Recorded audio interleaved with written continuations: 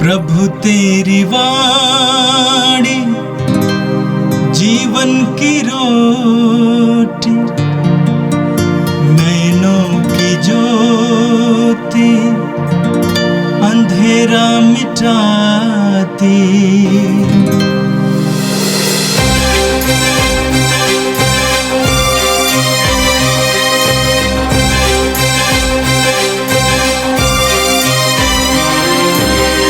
प्रभु तेरी वाणी जीवन की रोटी, नैनों की ज्योति अंधेरा मिटाती। प्रभु तेरी वाणी जीवन की रोटी, नैनों की ज्योति अंधेरा मिटाती। वाणी वाणी वाणी वाणी वाणी पवित्र है, शाश्वत है, जीवन का मन्ना है। 29 मई शुक्रवार। पहला पाठ संत पेतरुस का पहला पत्र, अध्याय 4, पद संख्याएं 7 से 13। सबका अंत निकट आ गया है। आप लोग संतुलन तथा संयम रखें, जिससे आप प्रार्थना कर सकें। मुख्य बात यह है कि आप आपस में गहरा भातृ प्रेम बनाए रखें, क्योंकि प्रेम बहुत से पाप ढक देता है। आप खुशी से एक दूसरे का आतिथ्य सत्कार करें। जिसे जो वरदान मिला है वह ईश्वर के बहुविध अनुग्रह की सुयोग्य भंडारी की तरह दूसरों की सेवा में उसका उपयोग करें। जो प्रवचन देता है उसे स्मरण रहे कि वह ईश्वर के शब्द बोल रहा है। जो धर्म सेवा करता है वह जान ले कि ईश्वर ही उसे बल प्रदान करता है। इस प्रकार सब बातों में यीशु मसीह द्वारा ईश्वर की महिमा प्रकट हो जाएगी। उसी को युग युगों तक महिमा तथा अधिकार। आमीन। प्यारे भाइयों, अग्नि से आप लोगों की परीक्षा ली जा रही है। आप इस पर आश्चर्य नहीं कीजिए, मानो यह कोई असाधारण घटना हो। यदि आप लोगों पर अत्याचार किया जाए तो मसीह के दुख भोग के सहभागी बन जाने के कारण प्रसन्न हो जाइए। जिस दिन मसीह की महिमा प्रकट हो जाएगी, आप लोग अत्यधिक आनंदित हो उठेंगे। यह प्रभु की वाणी है। संत मार्कुस के अनुसार पवित्र सुसमाचार अध्याय 11 वाक्य 11 से 25 तक।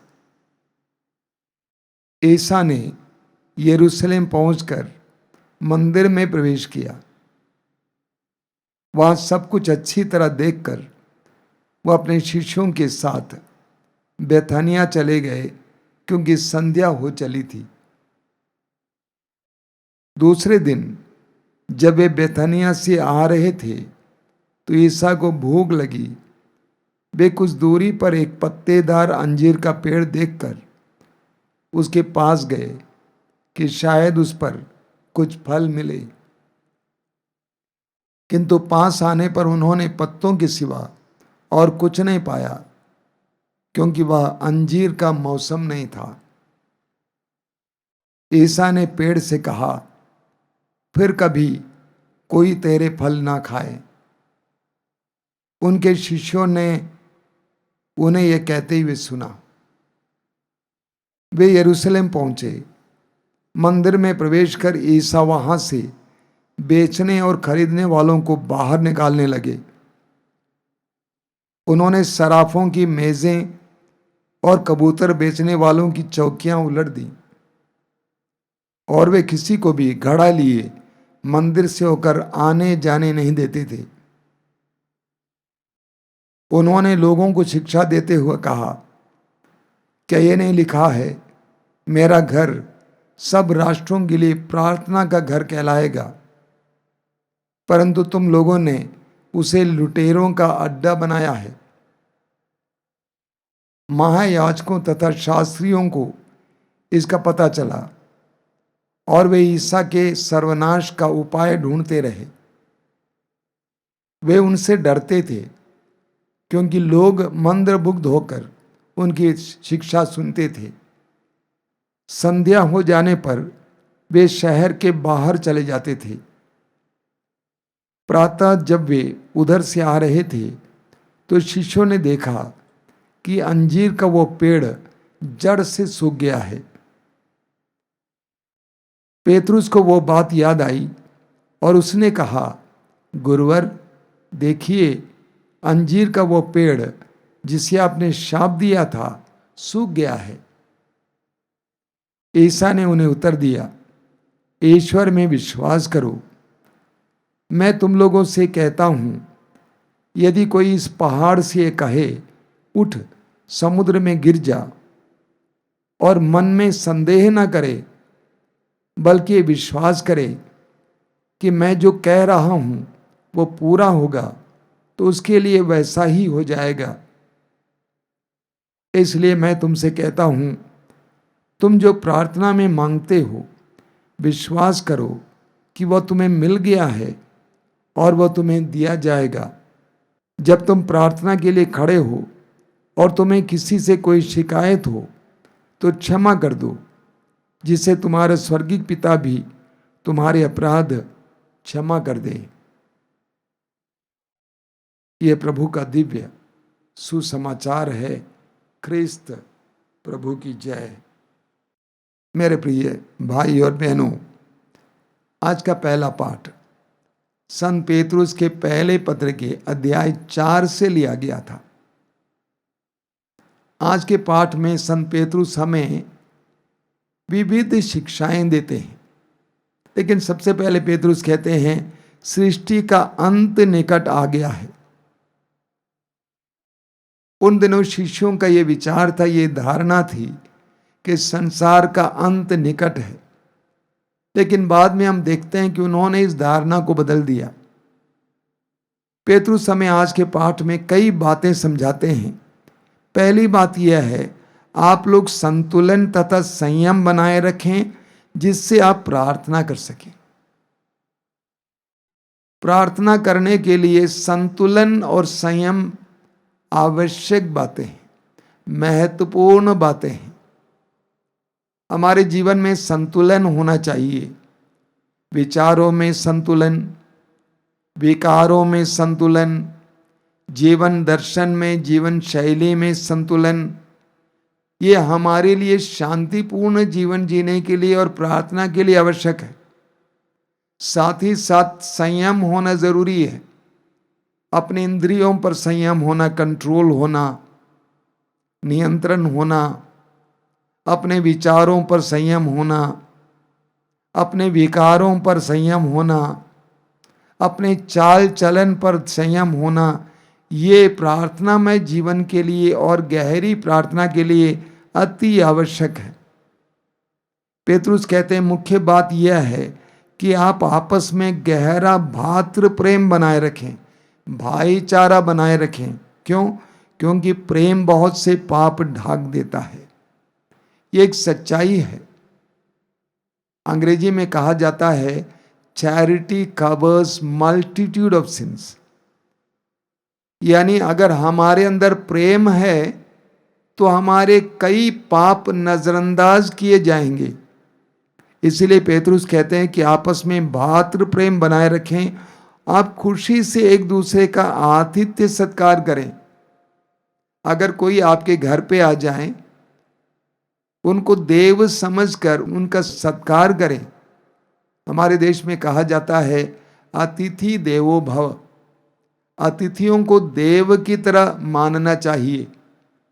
राजाओं के दूसरे ग्रंथ के अध्याय 4 में हमें नबी एलीशा और उसके नौकर के बारे में पढ़ने को मिलता है। वे शूनेम नामक एक जगह जाते थे और वहां पर वे थक कर एक धनी परिवार में जाते थे भोजन के लिए, और उस धनी परिवार की महिला उनको भोजन दिया करती थी। एक दिन उस महिला ने अपने पति से कहा कि मुझे लगता है ये लोग जो आ रहे हैं ये संत हैं, हम उनके लिए विश्राम के लिए भी एक स्थान बनाएंगे छत पर। ऐसा ही उन्होंने किया और एलीशा और नौकर वहां पर विश्राम किया करते थे। एलीशा के विशेष प्रेरणा से उस नारी को बाद में हम पढ़ेंगे एक पुत्र मिल जाता है। आतिथ्य सत्कार के द्वारा हमें बहुत सारी कृपाएं मिल सकती हैं। आगे पेतरुस कहते हैं जिसे जो वरदान मिला है वह ईश्वर के बहुविधि अनुग्रह के सुयोग्य भंडारी की तरह दूसरों की सेवा में उसका उपयोग करें। पेतरुस कहते हैं कि आपको बहुत सारे वरदान मिले हैं। किसी को धन का वरदान मिला है, किसी को किसी प्रकार की प्रतिभा का वरदान मिला है, बुद्धि का वरदान मिला है, अन्य वरदान मिले हैं। इन सारे वरदानों को हमें दूसरों की सेवा में उपयोग करना चाहिए, केवल अपने लिए नहीं। इस दुनिया में बहुत सारे लोग अपने लिए जीते हैं, अपने लिए कमाते हैं, अपने लिए इकट्ठा करते हैं। आपको याद होगा लूकस के समाचार के अध्याय 12 में प्रभु यीशु उस मूर्ख धनी के बारे में कहते हैं जिसने जब बहुत ज़्यादा अनाज मिला अपने से कहा कि मैं अपने बखार को बड़ा बनाऊंगा और सारा अनाज उसमें इकट्ठा करूंगा। उसने सोचा सारा अनाज उसके लिए है। पेतरुस कहते हैं ऐसा नहीं होना चाहिए, आपको अपना वरदान दूसरों के लिए उपयोग करना चाहिए। आगे पेतरुस कहते हैं जो प्रवचन देता है उसे स्मरण रहे कि वो ईश्वर के शब्द बोल रहा है। कितनी गहरी बात है। पेतरुस कहते हैं जो वचन सुनाते हैं उसको ये जानना चाहिए कि आप ईश्वर के वचन सुना रहे हैं, अपने वचन नहीं सुना रहे हैं। इसलिए आपके अंदर वो डर, भक्ति और श्रद्धा होनी चाहिए। मैं पिछले कितने वर्षों से वचन सुना रहा हूं, हजारों बार, लेकिन हर बार जब वचन सुनाता हूं मैं तैयारी करके जाता हूं, लिखता हूं और बड़े डर के साथ प्रवचन देता हूं, क्योंकि मुझे मालूम है ये कि मेरे वचन नहीं है, ये ईश्वर के वचन है। इसलिए उतनी श्रद्धा के साथ ये कार्य होना चाहिए। आगे पेतरुस कहते हैं जो धर्म सेवा करता है वो जान ले कि ईश्वर ही उसे बल प्रदान करता है। कलीसिया में, समाज में जिनको धर्म सेवा का कार्य सौंपा गया है वो इस तरह करें, ये जाने कि मुझे बल ईश्वर से प्राप्त हो रहा है। अंत में पेतरुस कहते हैं सब कुछ यीशु मसीह के द्वारा ईश्वर की महिमा के लिए किया जाना चाहिए। अब जो कुछ करते हैं ईश्वर की महिमा के लिए होनी चाहिए। हमें इस बात को जानना चाहिए कि यह हमारी शक्ति नहीं है, ये सब कुछ ईश्वर के द्वारा दिया गया है। इसलिए सारा यश, सारी महिमा उससे मिलनी चाहिए, हमें लेना नहीं चाहिए। और आज का सुसमाचार संत मार्कुस के सुसमाचार के अध्याय 11 से लिया गया था। पाठ में आपने प्रभु यीशु के 2 अधिकारपूर्ण कार्यों के बारे में सुना। एक है यरूशलेम मंदिर के परिसर को शुद्ध करना और दूसरा है एक अंजीर के पेड़ को शाप देना और सुखा देना। प्रभु यीशु बचपन से ही एक अच्छे यहूदी की तरह यरूशलेम मंदिर जाया करते थे। सुसमाचार की घोषणा शुरू करने के बाद यीशु यरूशलेम मंदिर में ही सुसमाचार की घोषणा किया करते थे, लोगों को शिक्षा दिया करते थे। यीशु ने मंदिर के परिसर को अच्छी तरह देखा। आज के सुसमाचार में हमने देखा कि ईसा ने यरूशलेम पहुंचकर मंदिर में प्रवेश किया। वहां सब कुछ अच्छी तरह देखकर वो अपने शिष्यों के साथ बेथानिया चले गए। यीशु ने देखा कि किस तरह धर्मगुरुओं ने यरूशलेम मंदिर के परिसर को बाजार बना रखा था। व्यापारियों से घूस लेकर उनको बाजार को यरूशलेम मंदिर के परिसर में लाने दिया था। यह देखकर यीशु के दिल में बहुत ग्लानि होती है, दुख होता है और क्रोध आ जाता है। वचन में आपने सुना वे यरूशलेम पहुंचे, मंदिर में प्रवेश कर ईसा वहां से बेचने खरीदने वालों को बाहर निकालने लगे। उन्होंने सराफों की मेजें और कबूतर बेचने वालों की चौकियां उलट दी और किसी को भी वे घड़ा लिए मंदिर के अंदर आने जाने नहीं देते थे।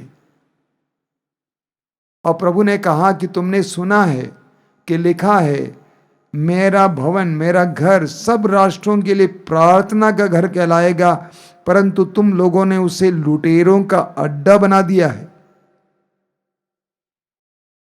प्रभु के इस अधिकारपूर्ण कार्य को देखकर शास्त्री और याजक बहुत ज्यादा क्रुद्ध हुए, लेकिन वे यीशु के विरुद्ध कुछ कर नहीं पाए, क्योंकि जनता यीशु की शिक्षा को मंत्र मुग्ध होकर सुनती थी। और दूसरा अधिकार का कार्य है, आपने सुना सुसमाचार में कि प्रभु जब बैथानिया से यरूशलेम आते हैं, मार्ग में उनको भूख लगी और वे फल ढूंढने के लिए मार्ग के किनारे खड़े एक अंजीर के पेड़ के पास जाते हैं। वचन में आपने सुना कि उस पेड़ पर केवल पत्ते थे, फल नहीं थे। केवल पत्ते थे, पत्ते के सिवा और कुछ नहीं था। वचन में लिखा हुआ है पेड़ फल के लिए रोपा जाता है। लूकास अध्याय 13 वाक्य 6 से 9 तक आप पढ़िएगा, वहां पर भी एक अंजीर के पेड़ के बारे में पढ़ते हैं। बागान का मालिक माली को बुलाता और कहता है कि इस अंजीर के पेड़ को काट डालो, क्योंकि इस पर कोई फल नहीं है। अब में से हर कोई अच्छा फल उत्पन्न करने के लिए बुलाया गया है। यीशु ने यूहन्ना के सुसमाचार के अध्याय 15 में कहा है कि हम फल उत्पन्न करने के लिए बुलाए गए हैं। अब यहां पर सुसमाचार में हम पढ़ते हैं कि वो अंजीर का मौसम नहीं था। हालांकि प्रभु यीशु फल ढूंढने गए, वो अंजीर का मौसम नहीं था, तो इस पर भी प्रभु ने उसको श्राप दिया और वो सूख गया। अब सवाल खड़ा होगा कि प्रभु ने ऐसा क्यों किया? बेमौसम में आम के पेड़ पर कैसे हमें आम मिलेगा? तो बाइबल के ज्ञानियों का कहना है यह एक घटना नहीं है, बल्कि यह एक दृष्टांत है। और इस दृष्टांत का अर्थ क्या है? ईश्वर के राज्य में हर पेड़ को हर मौसम में फल देना चाहिए। ईश्वर के राज्य में हर पेड़ को हर मौसम में फल देना चाहिए। क्या जवानी, क्या बुढ़ापा, हर समय हमें ईश्वर के राज्य के लिए फल देना चाहिए। हर अवस्था में हमें ईश्वर के राज्य के लिए फल देना चाहिए। फिर एक बार बेथानिया से वापस लौटते समय शिष्यों ने देखा कि जिस पेड़ को प्रभु ने श्राप दिया था वो पेड़ सूख गया है। पेतरुस को याद आया और पेतरुस ने कहा, गुरुवर देखिए, अंजीर का वो पेड़ जिसे आपने शाप दिया था सूख गया है। इस पर ईसा ने उन्हें उत्तर दिया, ईश्वर में विश्वास करो। मैं तुम लोगों से कहता हूं, यदि कोई इस पहाड़ से कहे उठ समुद्र में गिर जा और मन में संदेह ना करे, बल्कि विश्वास करे कि मैं जो कह रहा हूं वो पूरा होगा, तो उसके लिए वैसा ही हो जाएगा। विश्वास के सामर्थ्य के बारे में प्रभु हमें बताते हैं। हम ढेर सारी प्रार्थनाएं करते हैं, लेकिन सवाल यह है कि क्या हमारे मन में ज्यादा संदेह है या विश्वास है? याकूब का पत्र अध्याय 1 वाक्य 6 और 7 पढ़िएगा। हमारी प्रार्थनाओं में कभी कभी विश्वास से ज्यादा संदेह है, लेकिन प्रभु कहते हैं कि बिना संदेह किए विश्वास करोगे तो होगा। आगे प्रभु कहते हैं, इसलिए मैं तुमसे कहता हूं, तुम जो कुछ प्रार्थना में मांगते हो विश्वास करो कि वह तुम्हें मिल गया है और वो तुम्हें दिया जाएगा। कितनी जबरदस्त शिक्षा और प्रतिज्ञा है।